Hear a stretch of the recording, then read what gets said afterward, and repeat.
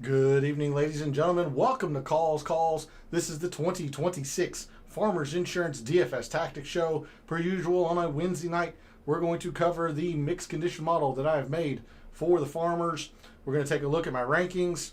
We'll make some lineups, and at the end of the show, we'll cover the 2026 Picks Challenge between Gabe and I. We have a lot to get into, and of course, it's a delayed start, so let's get right into it. All statistics provided tonight and moving forward are from two golf analytics sites, Fantasy National and BetSperts and the Rabbit Hole. So if I neglect to mention the Rabbit Hole in future shows, it is not intentional. I'm just in a habit of saying Fantasy National since I'm just now starting to migrate over to the Rabbit Hole. But tonight and moving forward, statistics from both of those sites. Make sure you check out one or both of them since they are merging together. You will not regret it. It's going to give you all of the information you need to nail all of your outrights and to come up with the optimal lineups. For social media, my handles are in the description. Earlier this week, I posted some research regarding past champions of the Farmers Insurance Open, patterns that they all shared, players in the field who also fit that pattern or those patterns this week. If you want to see the weekly research that I do on the PGA Tour, give me a follow at your preferred social media site. X is also where I place my weekly betting cards and top player usage in the DFS contest I play. That comes out every Wednesday after the DFS Tactics show, so that'll be out later this evening. You want to see the players that I'm wagering with my own money and the players I'm using most often in my lineups, give me a follow over at X. Lastly, for social media, Gabe's handle's in the description. He writes a great article called The Fringe. I can't recommend it enough. By subscribing to his article, you're going to get his deluxe version, which comes out every Wednesday. Includes his top plays, top values, projected ownerships, all of that. So make sure you're subscribed to his article and make sure you're showing him some support. Follow him over on social media because that is where we put our detailed write-ups for the 2026 Picks Challenge. So check out Gabe's social media handle as well. And then lastly, for this intro, we're live. Chat's open. I want to hear from you all. I have a poll question, which I'll post right after the intro. I would love to hear the community's thoughts on that. And then who's your winner this week? Who are you targeting? Who are you staying away from? Anything and everything. Thoughts and opinions for the farmers, put it in the chat. If you're not able to catch the show live, put your thoughts and opinions into the comments. I'll always get to those as well. So let's get into it. Let's figure out our strategies and our tactics for the 2026 Farmers Insurance Open. And we're going to start, as we always do, on a Wednesday evening over at the Super Forecast for La Jolla and Torrey Pines. Good evening, P. Thanks for jumping in chat. Very much appreciated. How are you this week? Have you survived the brutal cold that you all were supposed to get? As you can tell, I've survived snowpocalypse, as they're calling it around here. We got quite a bit of snow. But have survived up to now. But it's good to see you in chat. Very much appreciated. Let me post this poll question very quickly before we get started. A lot of the talk this week, rightfully so, is around Brooks and his return. So, in honor of that, how is Brooks going to do in his first event back from LIV? Is he going to top 10? Is he going to top 25? Is he going to make the cut outside the top 25? Or is he going to miss the cut altogether? So I would love to hear the community's thoughts. Put your vote in there, and I will make sure to see what the winning answer is at the end of the show. But yeah, P, glad you're making it through the snow. We are. It is very, very cold. We're not used to sub-zero temperatures, and we've had a couple of nights with lows down close to zero. That's not very common here. We'll get single digits every once in a while, but not it's not very common we get to sub-zero. So it's cold, it's snowy, but we're making it through. Good evening, Sam. Good evening, Gabe. Thanks to both of you for jumping in chat. Very much appreciated. As I was mentioning in the intro, make sure you're following Gabe over on social media because that's where we put our detailed write-ups. I have taken a 1-point lead after the American Express snowed in from Dallas. Let's have a great week. I hate to hear that, Sam, but much like you, it sounds like I I've been snowed in all week in the Louisville, Kentucky area. I live in a suburb of Louisville, not in Louisville proper. But hopefully you're doing well, Sam, with all the snow, which I imagine you all aren't very accustomed to snow down there either. Can't stick around, have a good show. Thanks, Gabe. Hopefully we're going to get on the right track. I know you've had a couple of decent weeks, but nothing too spectacular, much like me. So we're going to try and get on the right foot this week. But thanks for jumping in the chat for just a moment there, Gabe. Very, very much appreciated. Dad's furnace went out in Valpo. Brutal. That's pretty bad. Ice skating in the street in Texas. Woof. Yeah, that's probably not very common. All right, let's cover this. Let's cover this forecast just very, very quickly, and then we'll move into the mixed condition model, which I'm excited to show you. Much like what we saw on Monday, this forecast really isn't much at all. In fact, I'll reload it. It's been a little while. Just nothing here in terms of wave advantage or course advantage. It's just very calm, high in the mid 60s, which sounds perfect considering what it seems like a lot of us around the country are dealing with, at least in chat there. Mid 60s, very little wind, no precipitation. I mean, I don't think they're supposed to get any precipitation. So it's just a week to play the guys you think are going to play Torrey Pines the best. And I'm going to say Torrey Pines South, considering 3 of the 4 rounds are going to be at that main course. So nothing to do with the forecast. And if we zoom out, Saturday and Sunday, much the same. No wind to speak of. So with that, we're going to move to what I normally would say, Fantasy National. However, I have made the mixed condition model this week in the rabbit hole over at BetSperts. I wanted to try it out, and the Fantasy National mixed condition model functionality. Trying not to be too technical for you all, the viewers, but the functionality is still not working over at Fantasy National. I talked to Ron Kloss. And he is a very, very good follow over on Twitter or X. So make sure you're following Ron over on Twitter as well. But I was in contact with Ron, and they're still working very, very diligently behind the scenes. It's been a little bit more of a slower process than what they thought to merge the 2 sites.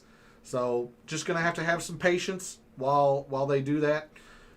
So let's take a look at how the rabbit hole is able to set up a mixed condition model. Good evening, John. Thanks for jumping in chat. Much appreciated. Hopefully you've had a good week, that you've stayed safe wherever you are in the country. I know a lot of my viewers seem to have been pummeled with snow and or really, really frigid cold temperatures. So hopefully you've been well this week.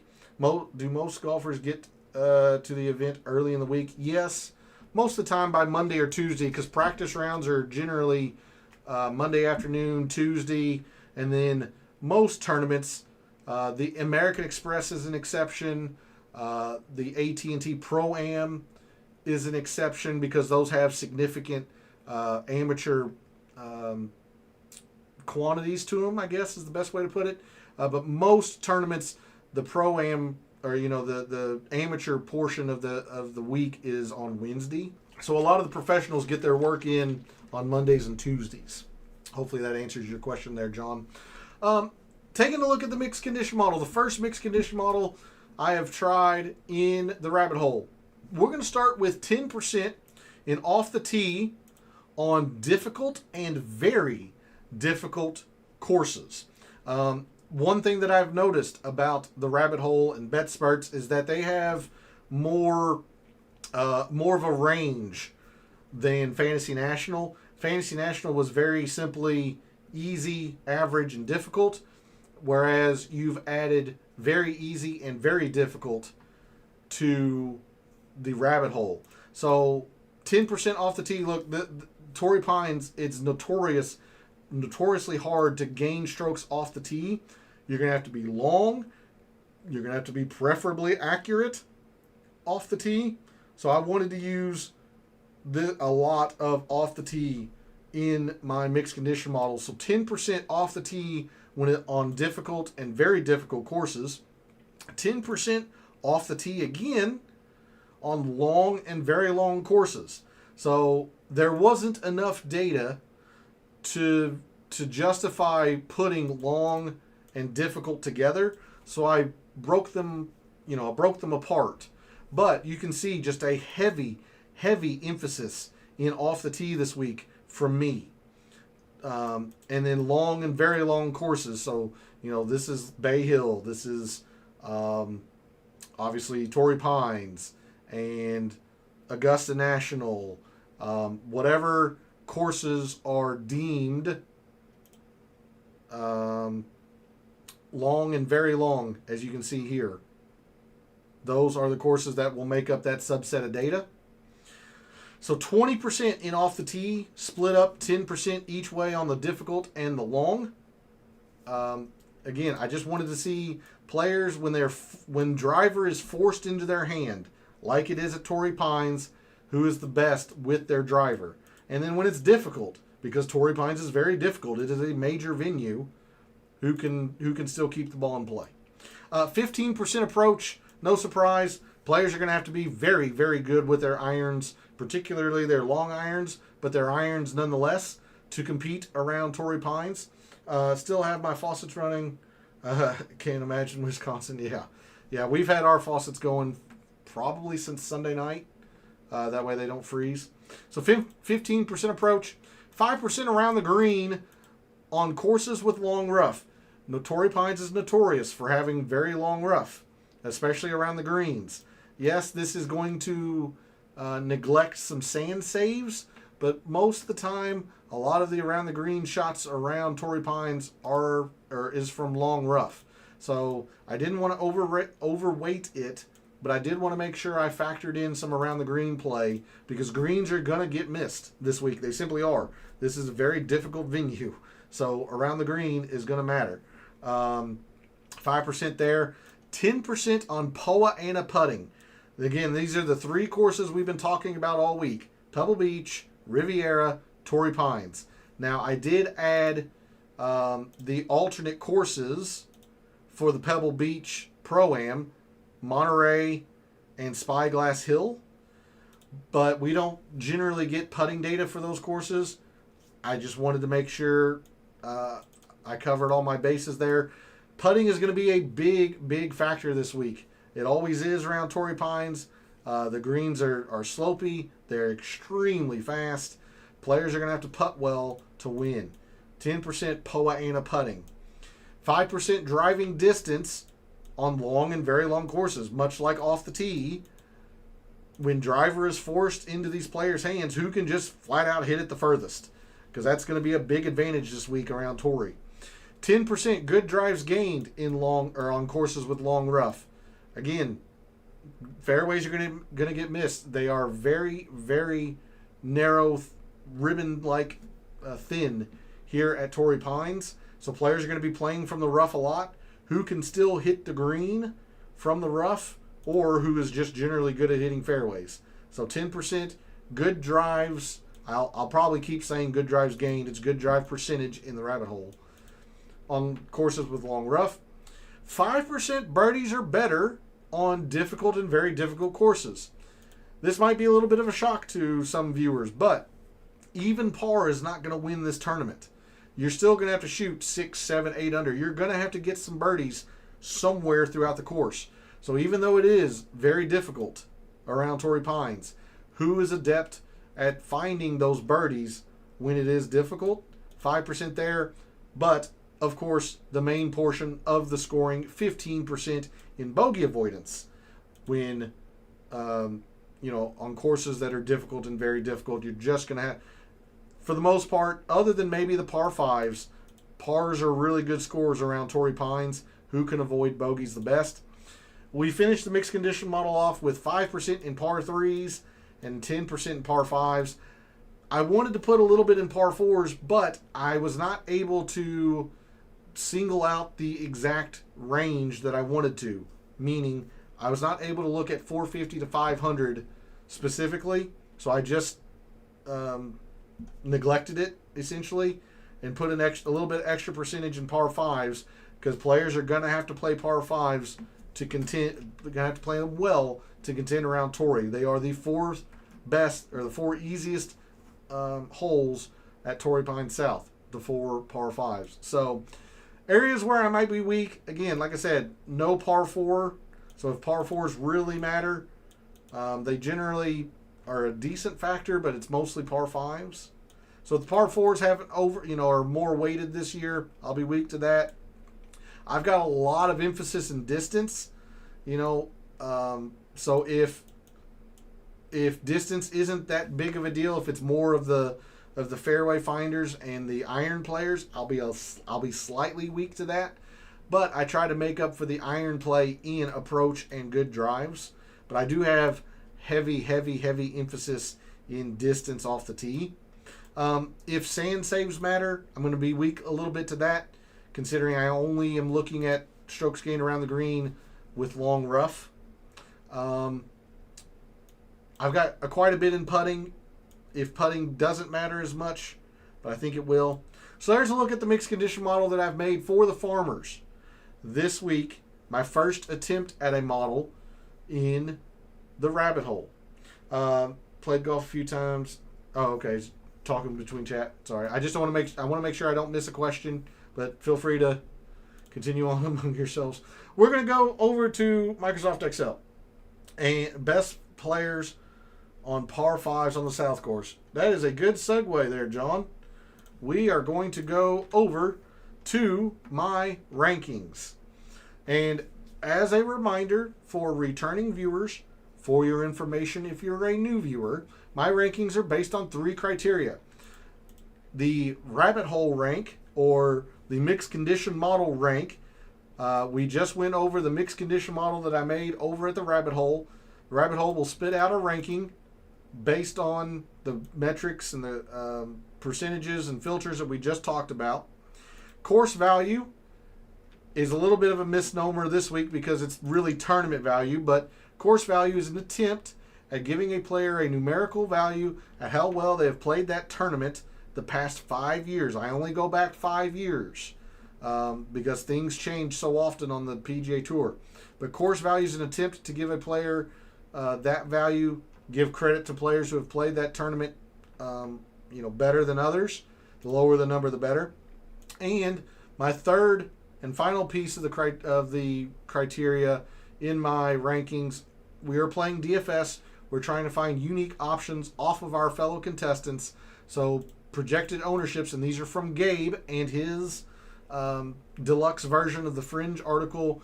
Look, I recommend it for a reason. I believe in it. I wouldn't use it if I didn't believe in it. So I'm using his projected ownerships. So all of this gets factored into a mathematical formula that spits out my rankings for the week. Before I go any further, I want to emphasize that this week, especially this week, I decreased the weight of the mixed condition model ranking because it is my first attempt at a mixed condition model in the rabbit hole. I decreased the importance in the mathematical formula just because it's my first time. I'm still trying to get used to the rabbit hole. And I increased the importance of course history here. So just want that to be very, very clear from the get-go, and why you see some players rising and falling in my rankings as you do. But my rankings for the Farmers this week go as such. Will Zalatoris is my number 1 player. Sam Stevens, number 2. Adam Scott, Aaron Ryan, Mav McNeely round out my top 5. Ryan Gerard, 6,900 Ricky Castillo, technically 7th. I have a lot to say about that, so I'll get into that. Jake Knapp, Hideki, and 6,700 Luke Clanton is 10th. And I have something to say about that. It's very similar to Castillo. So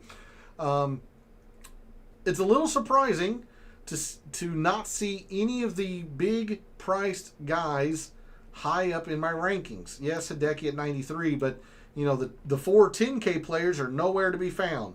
Highest is Ludwig outside my top 15. He's getting hurt by the fact that he's got, a decent amount of ownership. Xander's getting crushed in my rankings because he's the most projected owned player.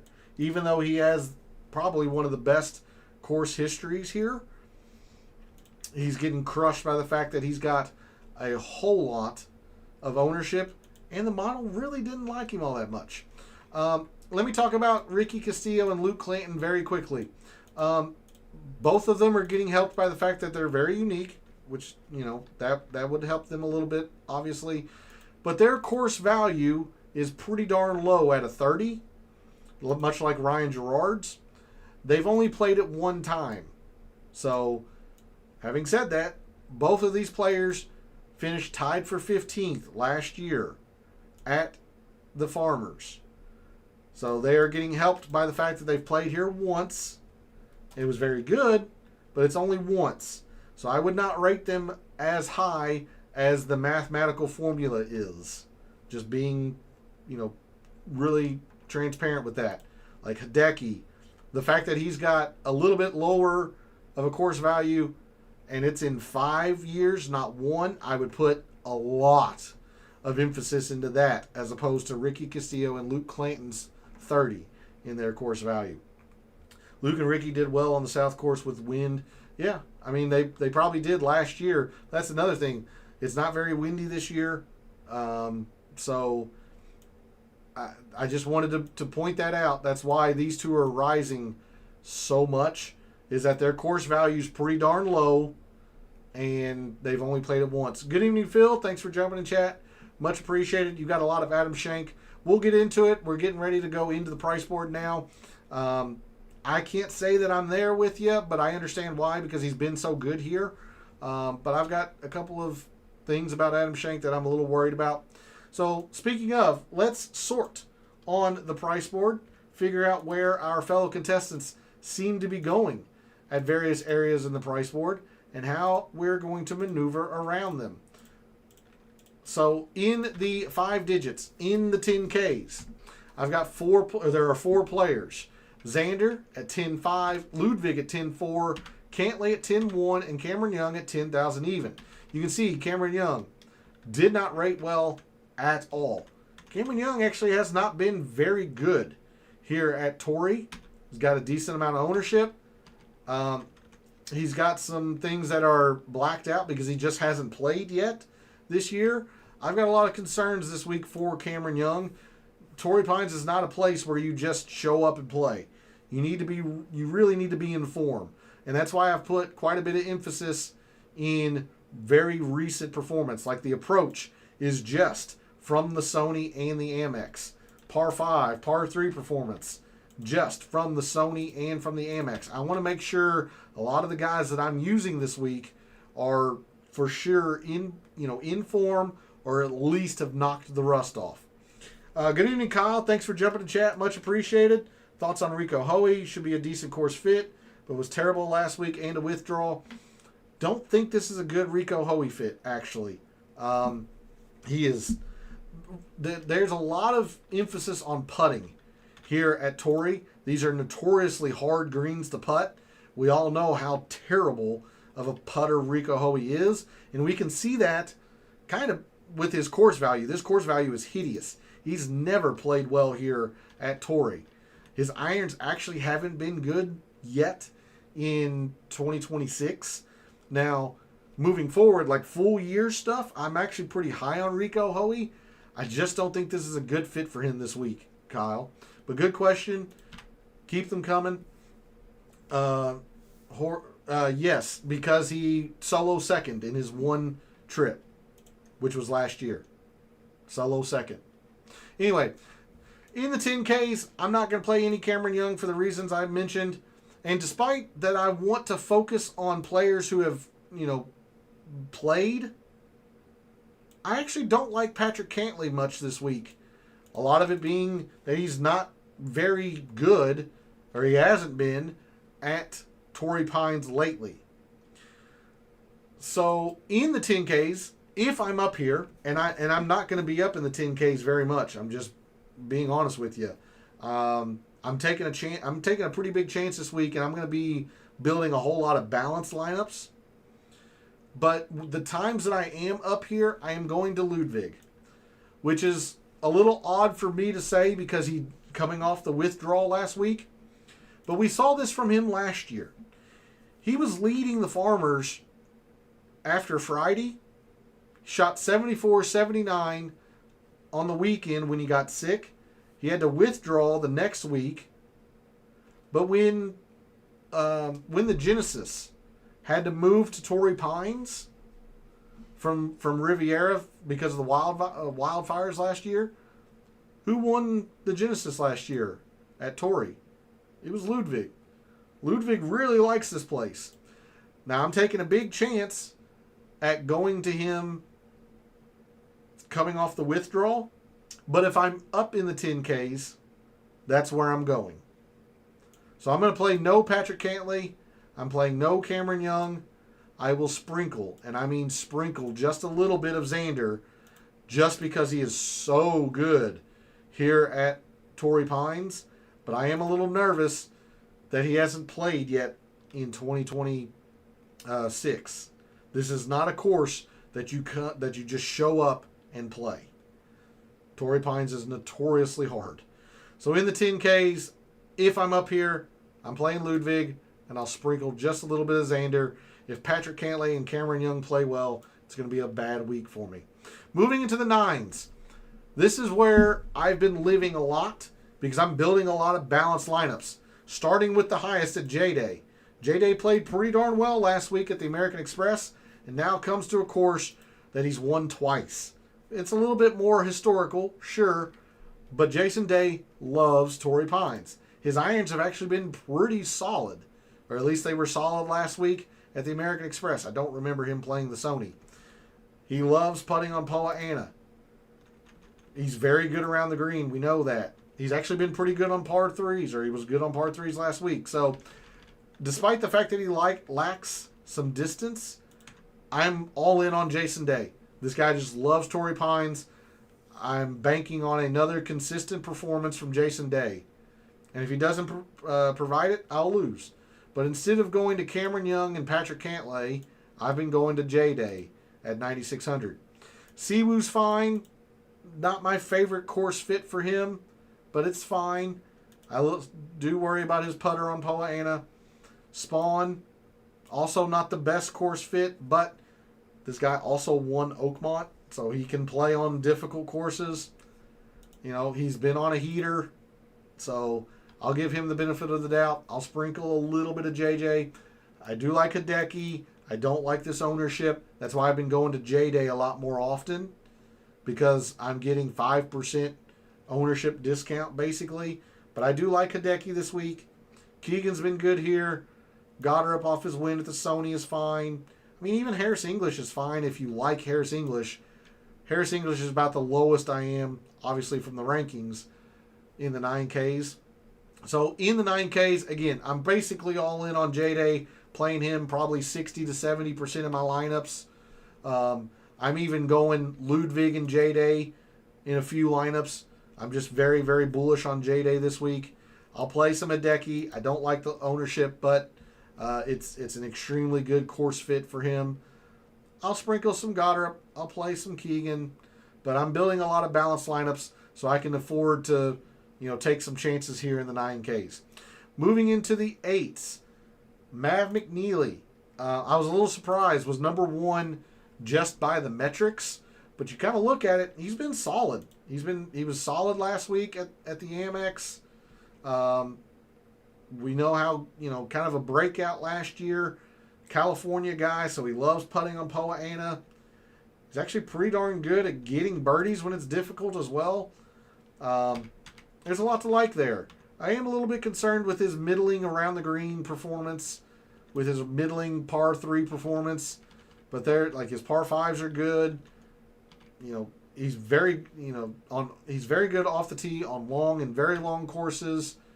Difficult. I mean, he's been very good off the tee just in 2025 and moving forward. Avoids bogeys plenty well. I like Mav McNeely, but I'm going to play metric F-tons of Will Zalatoris. This guy is 3 for 4 the past 4 years at the Farmers. He has 3 top 15s and 2 top 10s, including a runner-up in 2022. Will Zalatoris' 30 is a lot better than Ricky Castillo and Luke Clanton's 30 of course value, because Zalatoris has played here 4 times. The other 2 have only played once. Like Gerard has only played here once. It was tied for 15th, but I would weight Will Zalatoris' course value much, much better than Ryan Gerard's, even though they came out to the same number, because Zalatoris has played here 4 times. I'm going to play stupid amounts of Will Zalatoris. So already from the start, my core is J-Day and Will Zalatoris. Pendrith's fine. I like Pendrith quite a bit. Not the best putter on Poa annua, but very good off the tee, which is what you have to have around Torrey. Irons were fine last week. I think he'll probably avoid bogeys a little bit better. I don't mind Pendrith. Gerard's on such a heater. I don't know how you don't play this guy if you play multiple lineups. Again, let me reemphasize. I play multiple lineups, so I can take chances on guys. But if you're playing more than, say, 3 or 5 lineups, I don't know how you don't put Ryan Gerard in at least one of them. The guy has 3 straight runner-up finishes. 2 of those on the PGA Tour. 1 was a DP World Tour event. But 3 straight runner-up finishes. The guy's just in fuego right now. Finished top 15 here last year, so we know he likes the course. I like Ryan Gerard a lot this week. Max Homa. It wasn't too long ago Max Homa was one of the best players in the world. It wasn't that long ago. So his irons are starting to show some form. He is the number 1 putter. The number 1 putter on this surface. Guy loves putting Poa annua. I'm going to give Max Homa quite a bit of a look this week in my lineups. I like Jake Knapp. I am a little bit concerned that when it's difficult, he can struggle. You see that off the tee there, kind of struggles. Birdies are better when it's difficult. It's kind of struggles. He does better when it's easy. Think Vedanta. That course is, all driver heavy, but it's very easy. This is driver heavy and very difficult. So I have a little bit of concern with Jake Knapp, but he did rate 8th with all the off the tee that's factored in to my mixed condition model. Adam Scott, I talked about him last week. Talked about him at the Sony a little bit. I'll talk about him again. 12% is very, very fair for somebody who is as accustomed to Torrey Pines as a veteran, much like Harris English. He's going to keep the ball in front of him. He's not going to overpower the course. Not that you can overpower Torrey, but I'm just saying he's going to keep the ball in front of him. He's going to make a few putts. Take a long look at Adam Scott. And then Brooks. Brooks is rated absolutely DFL for me. Dead last. Brooks has been horrible at Torrey Pines by the Farmers. Again, this is not including the U.S. Open. This is just his performance at the Farmers. He's been horrible. One of the worst course values there is. I'm going to take a wait-and-see approach on Brooks. Seems like a lot of people are, at least per Gabe. So if you're a big believer in him, which it looks like so far some of Chad is, then fire him up because he's projected 7%. But, again, having not played in 2026, Torrey Pines is not the place to come and knock the rust off. It's just not. So I'm going to take a wait-and-see approach on Brooks. And it also helps that he's been really bad around Torrey. So I want no part of Brooks this week. In the 8s, recap quickly. I like McNeely. I'll be playing a little bit of him. All in on Will Zalatoris. I don't know how you don't put some Ryan Gerard in your lineups if you're playing anywhere more than 3 or 5 lineups. And I'm going to give Max Homa some run as well. Brooks way too pricey. I don't think he's too pricey. It's just that he hadn't played yet. And if he wasn't playing Torrey Pines, like if this was Scottsdale, where he's been a lot better, I'd be more inclined to give him a chance. Because I think the $8,000 price tag is pretty fair for Brooks. But no thanks. He's been horrible around here. Again, Jake Knapp is fine. I'm concerned about his performance because it's difficult around here, Phil. But, I mean, he did rate out really, really, really well because of all the off the tee that I have factored. Moving into the sevens, particularly the upper sevens, I'm not really all that high on Sam Stevens. He's been pretty good around here. Pretty good on Poa Annua, but he's generally at his best when it's long, on long courses. So I can understand why the metrics really like him.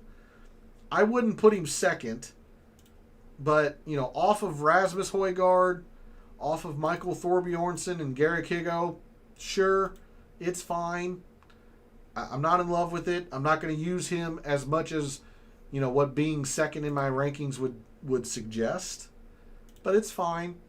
Aaron Rai, fine, despite the fact that he doesn't have a lot of length. Irons are great. Long iron play is great. He's a fairway finder, doesn't have a lot of distance. As you can see here, very, very red in distance. But his long irons are good. He's decent enough around the green. Aaron Rai at 6% is very, very fair. Very fair. And he allows you to go up to a 10K that you like. Maybe you like Xander. Maybe you like Cameron Young. Aaron Rai is at a very, very fair price. And I'm surprised he's not higher ownership, at least per game. Marco Pinge, interesting player. DP World Tour convert, I guess. Big hitter of the golf ball. Big. He's gonna make some noise at some point this year. Torrey Pines is just very difficult, so I don't know if this is the right fit. But Marco Pinge will make some noise eventually this year. You asked about Nikolai Højgaard and his course value. This is simply the fact that he finished runner-up here last year. It's his only trip here to Torrey Pines, but it was a runner-up. Hadn't played yet in 2025, hadn't played yet in 2026. But he's the most popular 7K play at 7,500, so beware. Like, Nikolai Højgaard is not going to be very unique, or at least as unique as you're hoping for if you're high on him. Instead, I've been going to Sahith Theegala. And I wasn't very high on Sahith at the beginning of the year, but he played well last week at the Amex. He played fine at the Sony. He's knocked the rust off, coming to a course that he's very comfortable with. Poa Annua, again, another California guy. Poa Annua, he's been taking advantage of par fives early on this year.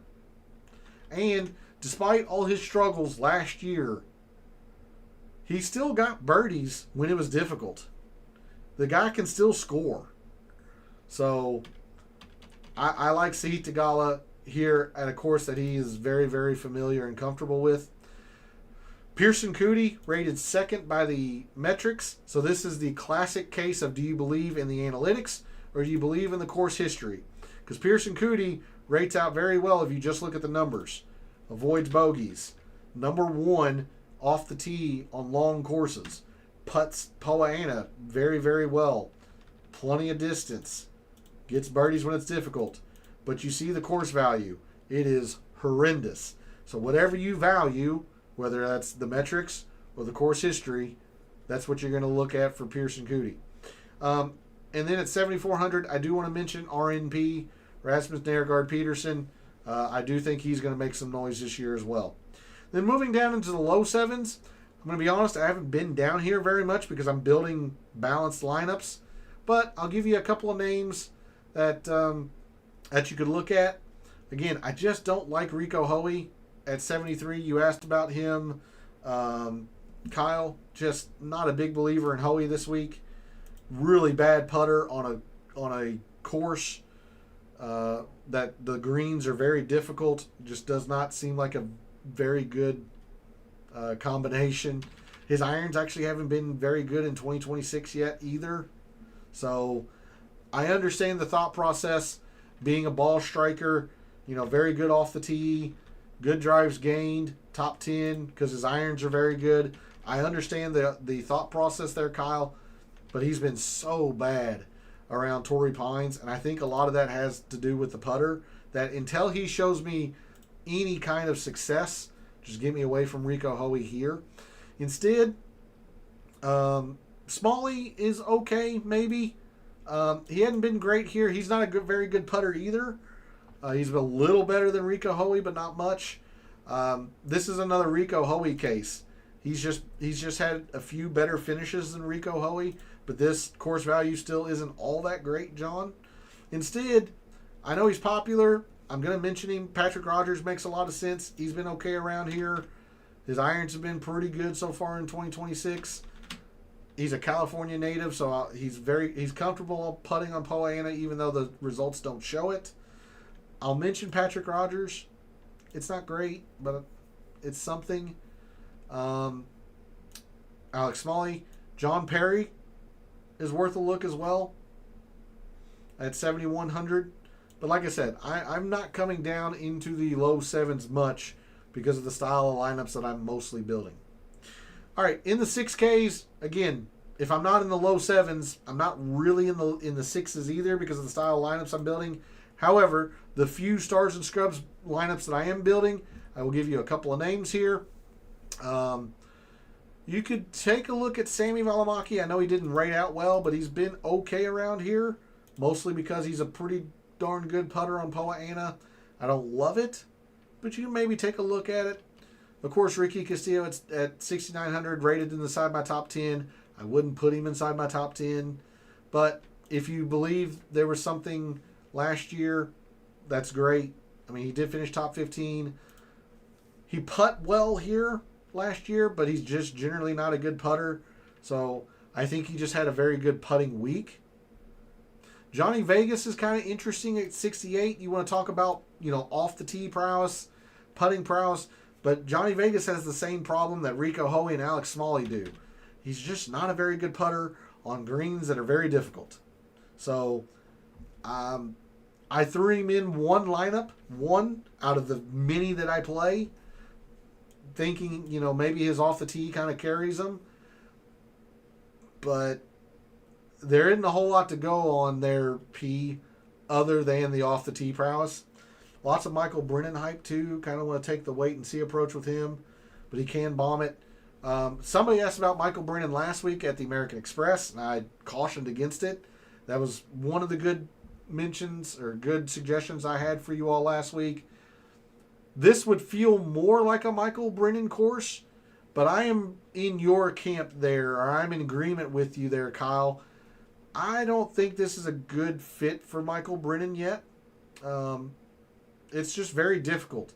And his win at the Black Desert Resort, that course is very easy.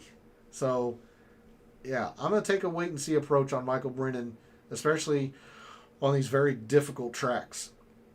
Elsewhere in the 6Ks, in the mid-sixes, you can take a look at Aldrich Potgieter. Big, massive bomber. Fifth in distance, second in par 5 scoring, A-pot top 10. I don't know if I'd go top 10, but if you're feeling frisky, I mean, last I saw it was 8-1 to top 10? Not horrible. I don't think I would go there. I put it this way. I did not make that bet, John, but I did see it. I did make a note of it. I ended up not making that wager, but it at least crossed my mind. So I like the thought process there, John. I just don't. I'm a little worried about his around the green game, and you have to be pretty good around the green here at Torrey. So if he's anywhere off with his irons, anywhere off, it could be a disaster for him. It really could. Potgieter to me has some of the widest range of outcomes in this tournament. You would think it would fit him because of all the length, and he has just prodigious amounts of length takes advantage of par fives. But if his irons are off, if he's not making the putts, this could get away from Potgieter very, very quickly. So just be aware of that, John. Probably going Willie Z in my one and done. Sorry to get off topic. Would love your thoughts. No, feel free. I played one and done last year. I had a decent amount of success. I did not get into any one and done contests this year, but that is not off topic. Absolutely not. Feel free to ask any question about that. I like Will Z this week. I would not. The only pause I'm giving you is that I don't know how popular he would be. If you have any kind of inclination on what his ownership would be, Sam, and if it's low, then I would go Will Z. The only other hesitation would be that if he is truly indeed healthy, he's one of those players that could threaten in a major. But do you want to save him for that, or would you rather save your Brysons, your Xanders, your Scotties for the majors? That's the decision you have to make. I don't hate Will Z as a one and done if the ownership is within reason. And I since I don't have one and done, I wouldn't know what a reasonable ownership would be for Will Z, but take that for what you will, Sam. Hopefully I answered your question. I really like Will Z this week. So I talked about Aldrich Potgieter, but the Mad Scientist play this week, actually, if I'm in the 6Ks much at all, I'm actually going to go to Bo Hostler quite a bit. Not the greatest with the irons, and not good off the tee. But what Bo Hostler has going for him, he's a very good putter. He's number one around the green. He's been playing the par 3s pretty well and the par 5s this year. Surprisingly, Bo Hostler has 3 top 15s here at the Farmers. This guy just knows this course, even if it doesn't seem like it would fit him. So the Mad Scientist play this week is Bo Hostler. All right, been going for a little while. I want to make sure I cover the 2026 Picks Challenge between Gabe and I. So let's start making some lineups. I'm going to try to make a very chalky lineup or two, and then we'll move forward with how we want to attack them. So most owned player, Xander, and you can take him quite easily this week just because the pricing is pretty soft. Patrick Rogers, Nikolai, Pearson Cootie could also be in this at 11.6. Yeah, let's try that. Pearson Cootie. Hideki is probably in this. And then at 81, that's Adam Scott. If you find $100 off of these players, maybe this is Jake Knapp. Adam Scott. Rasmus actually is getting quite a bit as well. This is leaving a couple hundred on the table, but this is a disgustingly chalky lineup right now. Xander, Hideki, both Hoegaard brothers, Pearson Cootie, Patrick Rogers. Doesn't look like there's much ownership beyond Rogers. The most common 6K play seems to be, let's see, Potgieter's at 3.5%. It might be Aldrich Potgieter at 3.5%, which is surprising, but that's what it looks like. So with the soft pricing, it doesn't look like many of our fellow contestants are going into the 6Ks. So if you're willing to, if you find somebody down there, that'll get you pretty unique quickly. So there's a pretty chalky lineup for this week. Or if they go slightly more balanced, looks like it would be something to the effect of, let's go JJ, Chris Goddard's at 16%. This won't be as much total ownership since I'm leaving out the 2 highest, but I'm just trying to give you an idea of what a more balanced chalky lineup might look like. Let's throw Taylor Pendrith into this one. Jake Knapp would go certainly into this. we'll go. I mean, Nikolai is just such a behemoth of ownership down there, and then it is Rogers. So again, like I said, not the total ownership that the Xander Hideki lineup was, but this is still a pretty darn chalky lineup. You know, Spawn is what, second behind Hideki in terms of ownership. Goddard's getting a lot of love, 16%, and then 2 8s and 2 7s. So how are we going to maneuver around this? Well, like I just mentioned, the first way to go about it is to drop into the 6 case and build you a stars and scrubs lineup. Boy, it'd be great if you could build a stars and stars lineup, right? Stars and scrubs lineup. The pivot in the upper part of the price board, especially in the 10 case, would be Cameron Young. I just don't want any part of Cameron Young, so I'm going to go with Ludwig here. You know, it's not the most unique that you could get, but at least it's off of Xander. So I'm going to go with Ludwig in terms of my stars and scrubs, and I'm going to bottom out of Bo Hostler, the Mad Scientist play. But again, I don't have any problem with Aldrich Potgeider. If you want to take a chance on Ricky Castillo or Luke Clanton because they played well here last year, be my guest. I'm going to go with Bo Hostler. And then in the 9Ks, again, this would be Jason Day, but you know, maybe we can try a little bit of Keegan. What's wrong with Keegan? He's been very good here around Torrey Pines, and he is the pivot in the 9Ks. Sure, he might not be the sexy name, but he's been pretty darn good around here. That course value is pretty solid. Gets birdies when it's difficult. Very good around the green. He's been taking advantage of par 5s so far early. The putter does scare me a little bit on Poa Anna, but you know, we're trying to be a little bit more unique off of our fellow contestants. So I mean, this is a play on, you know, past history, past success here. Again, this would be Will Z for me, but let's you know, we can do Will Zalatoris at 11.5%. Just I really like Will Zalatoris, and then here you can do a couple of mid 7s. Or you can do an upper and a lower 7. Let's see. For me, let's do, like I said, I like Sahith Theegala. I've been using him quite a bit down here. What about Rasmus Nergard Peterson? The last time I heavily recommended a DP World Tour player, it was at the Sony. It was Christopher Raytan, and he finished DFL. So, you know, take this with a little bit of grain of salt, but I do think RNP is pretty solid. I mean, we did see him finish top 15 last year at the Masters. I mean, this guy can play. So I'm excited to see what he can do. Let's make an optimal lineup, put it in the contest. And that's what I'm trying to help you all with. I've already finished my lineups. I'm just giving you all examples. But yeah, I mean, we can. This is what this portion of the show is for you all.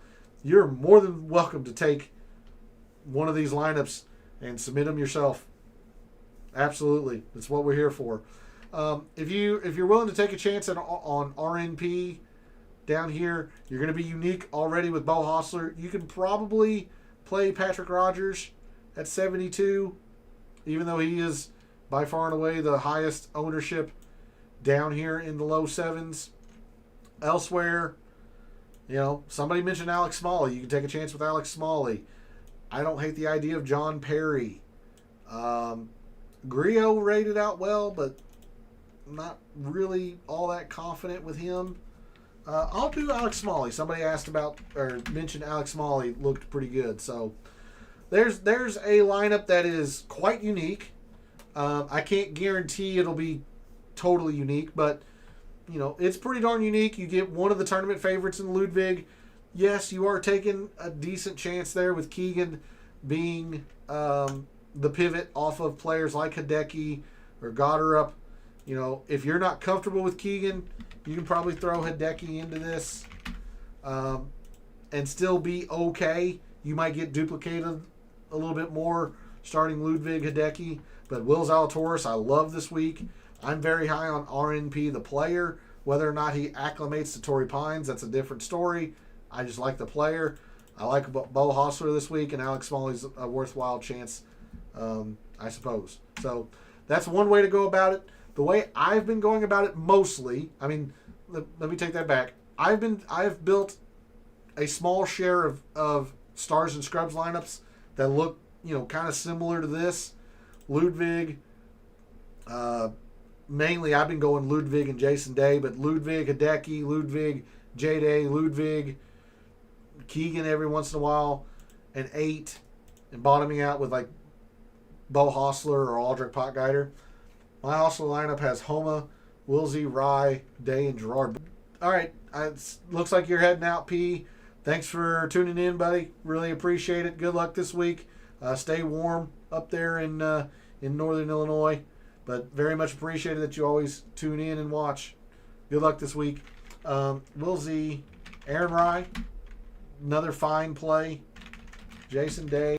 I kind of like this lineup. 60%. Yes, it's not in order, but everyone knows. I mean, I like Homa this week. He's been very good here. Number 1 putter on Poa annua. Like, these are the style of lineups. You kind of took my thunder there, Sam, but I mean, it's a good lineup. These are the kind of lineups, maybe without Hostler, that I've been building. These balanced-ish lineups. I've been starting J-Day. I love Jason Day this week, and I have no problem coming down to Will Zalatoris as number 2. Just, foregoing a lot of this ownership up here. Foregoing all of this. Foregoing Hideki and Spawn. Just, getting pretty unique. And then coming down like Max Homa, Ryan Gerard. You can throw Sam Stevens in this. Aaron Rye. Sahith Theegala is at the bottom here for me. 8,200, like Adam Scott. Let's do Aaron Rye. Like, that's a lineup that I've probably submitted. I'm going to be honest with you. If it's not these 6, it's 5 of these 6. I've submitted, something very similar to this in my lineups. Like, these are the style of lineups I'm building this week. I'm just trying to get away from all of the ownership up top. Yes, I am playing a little bit of Hideki, but not as much as 20%. These are the style of lineups I'm playing this week. My core, I'm going to put Ludwig in here only because he is the guy I'm going to in the 10K, so I'm going to color him in a little bit of an off shade. He is at the bottom end of my core. Jason Day, Will Z, Gerard, Homa. I think Sam Stevens got in more lineups than I thought I was going to put him in. Sahith. That's my core. I've just built a very, very tight core of 7 players here, but majority of my lineups have 3 or 4, if not 5 of these guys, and I'm just kind of bouncing around, hitting a Rasmus Nergard Peterson in a lineup, hitting a Hao Tong Lee in a lineup or 2, a Marco Pinge, and then come up and hit an Adam Scott instead of a Max Homa once in a while, hit a Taylor Pendrith every once in a while, just kind of taking darts on guys around these prices, but this is my core for the week. All right, with that, I'm going to turn the camera off, even though I'm getting ready to center it just for a second. I'll turn the camera off. The 2026 Picks Challenge between Gabe and I have taken a 1-point lead after the American Express last week. This week, I'm going to take Ludwig as my winner with a slight asterisk because I wanted to take Will Zalatoris. With that said, Will Zalatoris is my absolute favorite play at 11.5% projected ownership. So I can't pick Will Zalatoris for 2 different categories. So I'll pick Ludwig to win because if he is indeed healthy, he did withdraw with an illness last week. If Ludwig is indeed healthy, he would be my number one option. I'm just not 100% sure he's 100% healthy off of the withdrawal. Gabe's going to go with Hideki. Makes a lot of sense. Hideki's been spectacular around Torrey Pines. So, favorite play, I'm all about Will Zalatoris, and Gabe's going to go with Keegan Bradley as his favorite play. Not afraid of the putter on Poa Annua. I'm going to fade Xander. It's not a full fade. It's not a 100% full fade. I will sprinkle some Xander, but I am sure as hell a lot less than the 27% that he's projected at. I think I have him in 2 or 3 lineups. That's it. I mean, I'm talking a sprinkling. So I'm going to fade Xander, and Gabe's going to fade Chris Gotterup, which I kind of like Gotterup this week. So him and I are at odds with that. I have Gotterup a little bit in my lineups. Mad Scientist play. Gabe's going to go with Ricky Castillo. Kind of like what I mentioned. Rated out extremely well. Played well here last year. He's going to make him his Mad Scientist play. I'm going to go with Bo Hostler. I don't think Bo Hostler is getting a lot of recognition for how well he has played Torrey year over year. So give me Bo Hostler as the Mad Scientist play. FOMO, fear of missing out, guy you're going to put in your lineup, even though the ownership says you shouldn't, or something in your gut tells you that you probably shouldn't. I'm going to play Ryan Gerard. The guy's got 3 straight runner-up finishes. He's just on fire right now. He's played the Sony. He played the Amex. Both of those are easy, sure, but he also runner-up to DP World Tour event. So I'm going to play Ryan Gerard. I'm going to make sure I put him in several lineups. The guy's just on fire right now. And Gabe's going to play Patrick Rogers, even though Rogers' ownership is a little bit prohibitive. And then our wild card category. So Brooks's return. How do you think Brooks is going to fare in his first event back from Live?